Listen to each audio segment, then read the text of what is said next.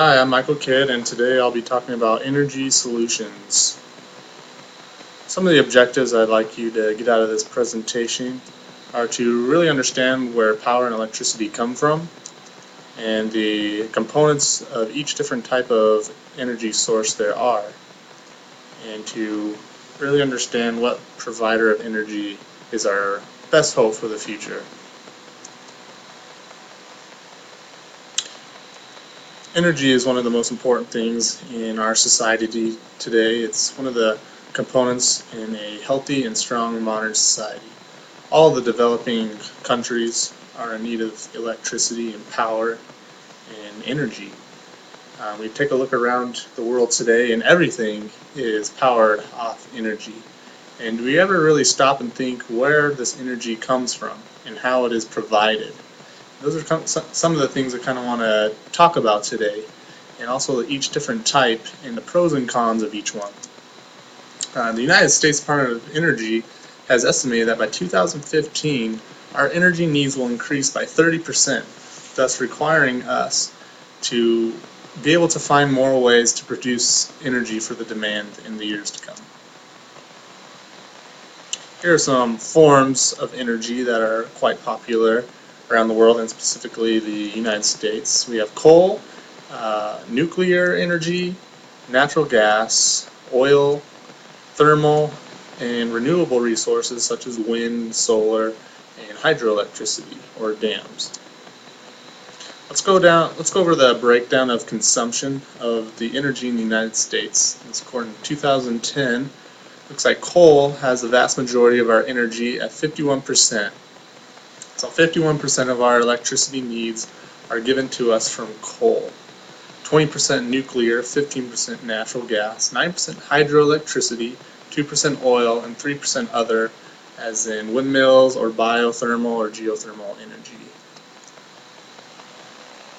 So let's go over coal, which has the vast majority of our energy consumption. Some pros of coal is that it can be mined in the United States, meaning that we don't have to rely on foreign producers to get us that energy like we do on oil and gas.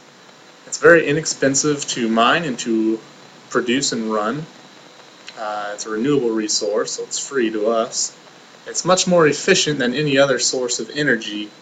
It produces hundreds and thousands more kilowatt hours than any of its competitors for very cheap. Some of the cons: that it's very terrible for the environment. It's the number one cause of pollution. It produces acid rain, and it's very dangerous to mine. There's been many deaths from that. Some action that's been taken in recent years: the Clean Air Act, which is regulations on coal facilities, that their stacks and have to be up to regulations to reduce pollution. Nuclear energy is very clean and safe and reliable. It's fairly inexpensive and provides a numerous amount of jobs.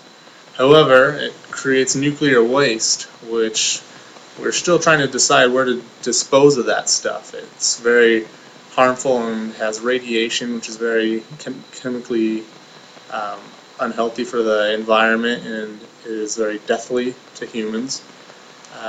There's always a chance of nuclear spills. You might recall the nuclear spill of Chernobyl, Russia, which was very catastrophic, and thousands of people died, and they're very expensive to construct. Billions of dollars go into those. And renewable resources are windmills and dams, and the pros to those are they're 100% clean energy, very safe, and very inexpensive to run. However, they are very expensive to construct. One windmill is $1.3 million, and dams are in the hundreds of millions of dollars to construct. And windmills, they also require a lot of space.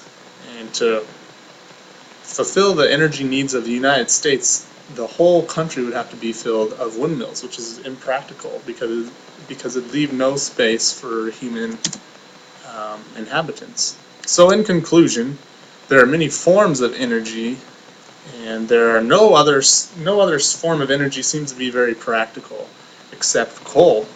Coal looks like it's the past and the present and the future. It's very harmful for the environment. It's doing a lot of damage to our environment and the ecosystem, but it's really our only hope. There's no other form of energy quite as efficient. It would be in our best interest to find a greater source of energy, but until that time, there's really no other option. And so it looks like coal will be the future of our country to fulfill all of our energy needs. Like I said, it's very inexpensive and it's very efficient, and it looks like it will carry us into the years to come. Thank you for listening.